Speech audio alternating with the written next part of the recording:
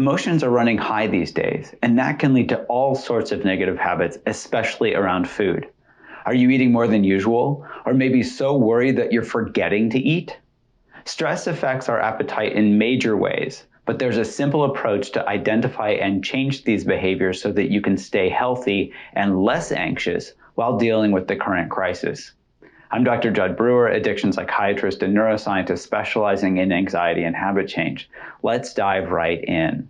I don't know about you, but I've been seeing people deal with anxiety and uncertainty in two major ways: not eating and eating too much. Not eating often falls into two categories itself: not eating because we've lost our appetite due to stress and worry, or simply forgetting to eat because we're too busy juggling working from home, kids, new routines, and more. Losing our appetite is actually an adaptive survival mechanism. Our ancient ancestors who were out on the savannah in the midst of danger had to be ready to fight or run at a moment's notice. This fight-flight response signals to our bodies that this is no time to sit down and have a good meal. Instead, our body shunts blood from our digestive tract and into our muscles. With that redistribution of blood, we can do what we need to do to survive, so that we're alive in the future to have another meal. Forgetting to eat can come from a stress response as well. We're so focused on what we're doing or stressed about what we have to get done that we forget to eat or don't give ourselves a break to get some food. When we're stressed, our thinking brain isn't working well, and we don't see that taking 5 minutes to eat something is actually going to help us function now and keep our energy levels stable throughout the day. I'm guessing most of us can relate to this. Now, let's talk about eating too much. Because food can trigger dopamine release in your brain, it's pretty easy to get in the habit of eating as a coping mechanism for high levels of stress or anxiety. Feel bad, eat something, feel better. Trigger, behavior, reward. These are the three steps that create a habit through our brain's built-in reward-based learning system. I'll give you the example of a clinic patient of mine who was referred to me for help with his generalized anxiety disorder. On his first visit, we mapped out some of his anxiety habit loops. One example is when he'd drive on the highway. He would have fearful thoughts of getting in a car accident. Those thoughts would trigger the behavior of not driving on the highway. His reward was avoiding those unpleasant thoughts, but at the cost of no longer being able to drive on the highway, severely restricting his ability to go places. Now that he understood the trigger behavior reward structure of habits, I sent him home to map out more of his anxiety habit loops. At our next appointment 2 weeks later, he excitedly told me that he had lost 14 pounds. I was confused at first. While he was very overweight, we had planned to focus on his anxiety and after that address his overeating. He explained that he'd mapped out his anxiety habit loops and realized that anxiety would trigger stress eating. He could now see clearly that stress eating only temporarily distracted him from the anxiety, and in fact added to his worries because his obesity was causing health problems for him like high blood pressure. So he stopped stress eating because he knew it wasn't helping his anxiety at all, and in fact it was making it worse. This is a great example of what my lab has been studying, using awareness to help people map out their habit loops around smoking, anxiety, and even overeating, and using that same awareness to help them hack their brain's reward system. When we see really clearly that a behavior isn't rewarding, we become disenchanted with doing it in the future. We can't think our way into changing a habit because that relies on the thinking part of our brain, which ironically goes offline when we're hungry or stressed. But we can rely on our old survival brain because it functions on a much simpler level. Does this behavior feel good or not? In fact, my lab is studying how well awareness itself can change the reward value of stress eating and how it can change the reward value of overeating.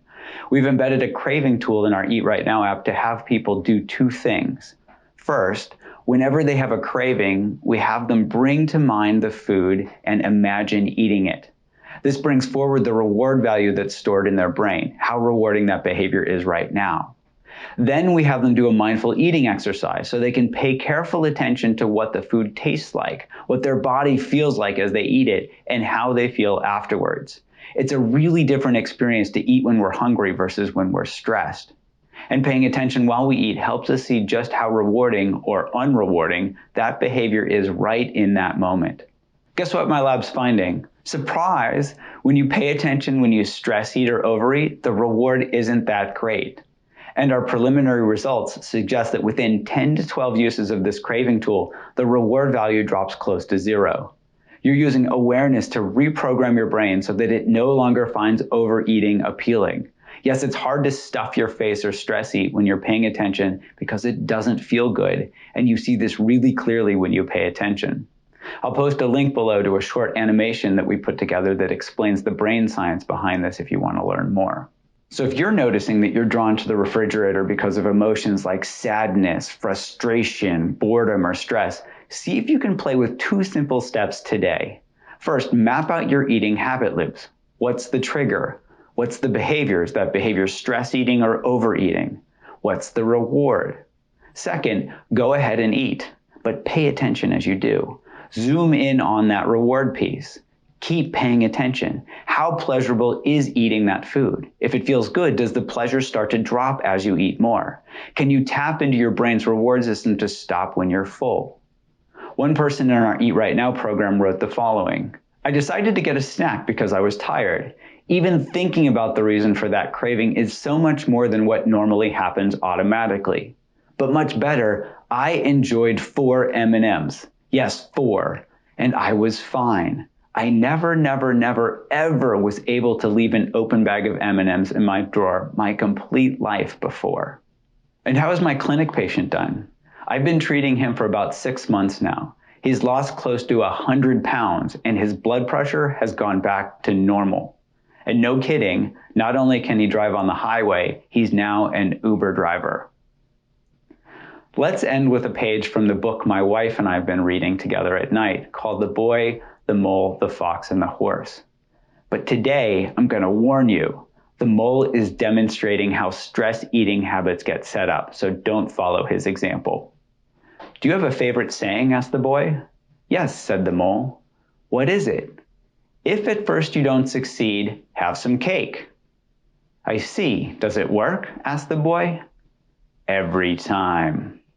So today, see if you can identify and nip in the bud any unhealthy eating habits that you might be developing or reinforcing.